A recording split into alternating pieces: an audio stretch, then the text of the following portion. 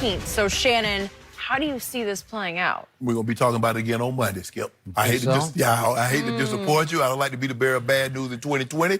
But Monday? We're going to be talking about this again on Monday, Skip. And how will you interpret that? Skip, Jerry is going to have to be convinced beyond convinced that he needs to move on from Jason Garrett. He's not convinced. This 8-8 season didn't convince him because of all the stats. This was a historically good offense. Jason Garrett was the head coach. They just had some bad luck. Jason Garrett was the head coach. The special teams, the average starting field position and kick return and punt and all that. Oh, we get a new special team coach. Keep Jason. So, Skip, until Jerry, and that's the person that needs to be convinced because he's made it abundantly clear. Yes, I get input from the family, but the buck stops on my desk. I have final say. And so until he's absolutely 100% convinced that it's better for his team to go in a different direction without Jason Garrett, we're going to continue this to drag on. And I'm not sure. I know he's not convinced right now. He's not convinced. That's why we're still here. He is clearly convinced he wants to go forward with Jason Garrett. He was convinced Sunday night when going into Monday morning. Happened. Yeah, and everybody reported Jason Garrett is gone. Credible reporters. He is gone. And Jerry dug in and said, nope, sorry, I'm sticking with him. And I hope I'm wrong about everything I'm going to say, but I think Jerry's strategy, which is actually a pretty shrewd strategy, was to leak to the media that he was going to have the first meeting. Yeah. Then leak again a second meeting, which was Thursday. Then leak again another meeting. And here we go again. I'm sorry, this is the third meeting. Yeah, this is the third meeting. Tuesday, Thursday. Monday, Tuesday, and Thursday. And in doing so, all he's doing is easing Cowboy Nation into the fact that he is going forward with Jason Garrett. He's trying to prepare and condition Cowboy fans to accept the inevitability that Jason is going to be the head coach on opening day of 2020.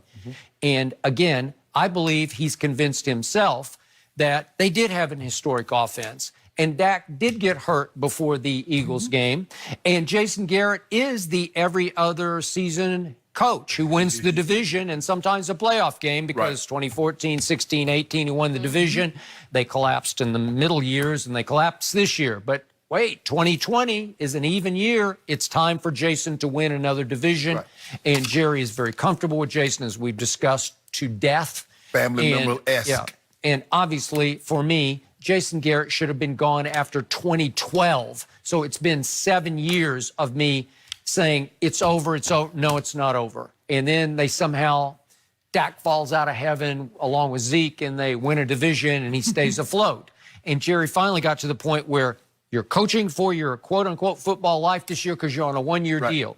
Well, trust me, I don't think he'll do it in a press conference, but I think it will be leaked that Jason Garrett has now been given at least a 2-year contract, if not a 3-year. Skip, think about this.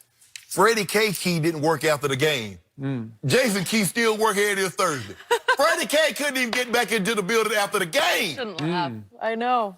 They took the, as a matter of fact, they didn't even give him the Browns backdrop. Oh, and did you hear this? Now Bruce Feldman tweeting that the Browns are interested in Urban Meyer. Serious interest. So do you lose opportunities for other Urban people? Interested in them. True.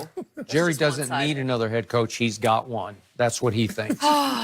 Boy, Skip, it's not going to get easier from here on out. Nope. That's the case. Here we go. Does Carmelo deserve to have his jersey retired in Madison Square? Spirit of the Rooney Rule is in the right place, Skip. At least give them minorities, black, people of color, Hispanic. Ron Rivera is of Hispanic descent. Give them an opportunity to get their foot in the door, because before they were not even getting their foot in the door. And if I'm not mistaken, Skip, I think the Rooney Rule was implemented 02, 03, something of that nature. For right now, there's 32 NFL head coaches, just 4 are minorities. That's the fewest in the last 16 years. The thing that's going to have to change, Skip, the people that do the hiring. Yep. There's one of the 32 general managers, there's one of color. That's Chris Greer in Miami. The 32 owners, there's none of color. So until you get someone, because it's going to be familiarity, Skip. It's going to be somebody I'm familiar with. I know, and I know it sounds, cliche as a shame. And I agree with Mike Freeman said that someone because sometimes I believe it's just, okay, let me just check the box to say I did have one in here, having no intentions of hiring him.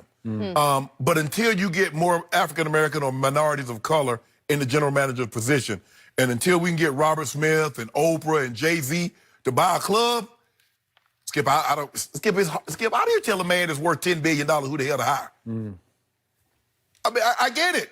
But Jerry Jones is going to hire who he's comfortable with.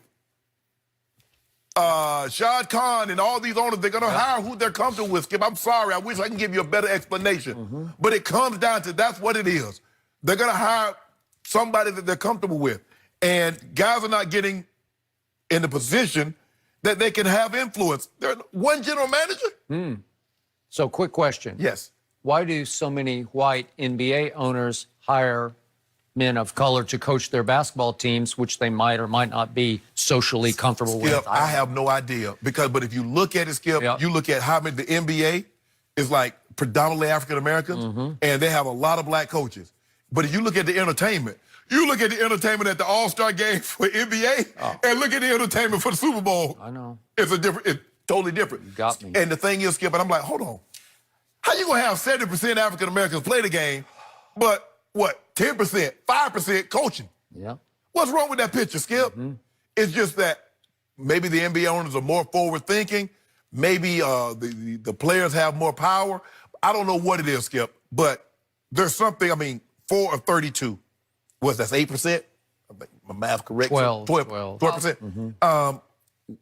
But Skip, until that changes, because I just don't know how you tell a billionaire who he should and shouldn't hire. You are correct. So I got 2 strong points I would like to make. Okay. First of all, I texted with my friend John Wooten, who I've known forever, covered him forever when he was the GM of the Dallas Cowboys. Right. And he is now the retired head of the Fritz Pollard Alliance. And I believe that John Wooten was most responsible for pushing through this Rooney Rule that at least requires NFL owners to interview candidates of color. And John's response to me about 4 out of 32 this morning, it is hurtful. The owners must commit that they are going to be open to giving opportunity to men of color as the face of their franchise. We have guys ready to go. These are African-American candidates for head coaches. Eric Bieniemy in Kansas City, the coordinator. Chris Richard, the defensive coordinator in Dallas. Robert Saleh, obviously the coordinator in San Francisco. Jim Caldwell, who has been a successful head coach in this league. Steve Wilkes, who did not get a fair shake in Arizona. He got one and done. Terrell Austin, who's in Pittsburgh and is ready to go as a potential head coach. And, of course, Marvin Lewis, who was a long time, fairly is up and down successful head coach, but deserves another shot. He was with Herman Edwards at Arizona State this year.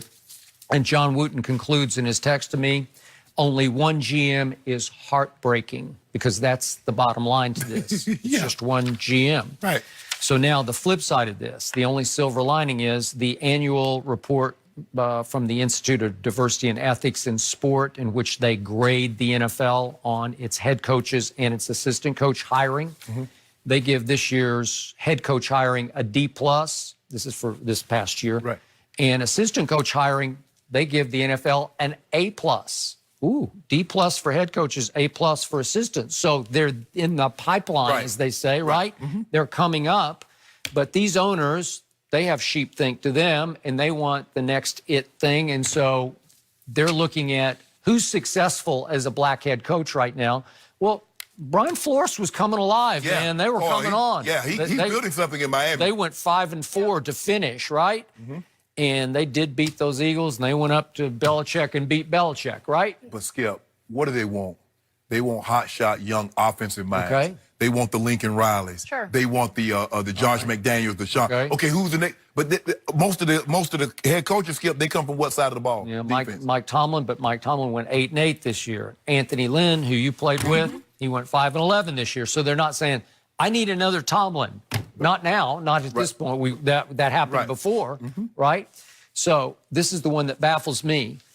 How is Matt Rule, the head coach at Baylor University, the hottest thing going in head coach camp? I don't get it.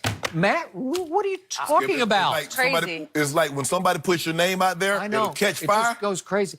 He was the assistant offensive line coach for the Giants for 1 year in 2012. He turned around Temple, and people are giving him credit for turning around Baylor from its scandal days. Sure, but still, They were up 31-10 on my Oklahoma Sooners at halftime at home, and they lost. And then they lost to them in the championship game, and they lost to Georgia last. I don't know. Right. I don't get it. It's not like he's setting the college football world on fire. No. Okay, but he's the hot candidate, and of color, no. We're not hearing. I don't hear any of these. And the thing is, it's like you can be a hot candidate if you're like Chris Richard.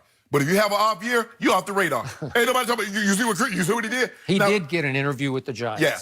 And I don't know, was it a Rooney Rule kind of interview? I don't know. Look, man, I don't know.